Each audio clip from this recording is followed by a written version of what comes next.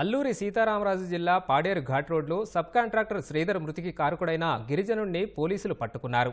నిందితుడు సుబ్బారావు నాటు తుపాకీతో కోతులను వేటాడుతుండగా గురితప్పి డుమ్రిగూడ మండలంలో వంతెన పనులు ముగించుకుని తన స్వగ్రామానికి ద్విచక్ర వాహనంపై వస్తున్న శ్రీధర్ నుదిటిపై తగిలి అక్కడికక్కడే మృతి చెందాడు.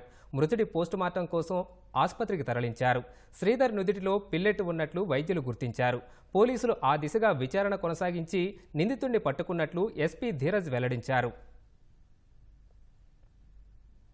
శ్రీధర్ అనే వ్యక్తి, ఆయనతో పాటు ఆదిబాబు అనే ఆయన కలిసి పాడేరు నుండి వీమాడుగా వెళ్తుంటే ఆయనకి హఠాత్తుగా ఒక సౌండ్ వినిపించి ఈయన శ్రీధర్ అనే ఆయన కొట్టుకోవడం జరిగింది.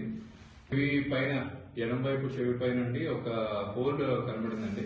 ఆయన చనిపోవడం జరిగింది. ఆ రోజు హాస్పిటల్ తెచ్చిన తర్వాత ఒక గన్ షాట్ ఇంజరీ కింద ఐడెంటిఫై చేశాము. ముద్దాయి సుబ్బారావు గా ఐడెంటిఫై అయ్యారు. 5వ తారీఖు ఆయన జోడూరు గ్రామం నుండి, ఆయన స్వగ్రామం నుండి 12th మైల్ విలేజ్ దాటి క్రైమ్ సీన్ ప్లేస్ కి వచ్చి అక్కడ కోతుల్ని వేటాడడానికి వెళ్లారు. ఈ కోతుల్ని వేటాడే క్రమంలో మనకి ఈ కాల్చగా అది అన్ఫార్చునేట్ గా ఈ డిసీజ్డ్ పర్సన్ కి వచ్చి తగలడం, ఆయన మృతి చెందడం జరిగింది.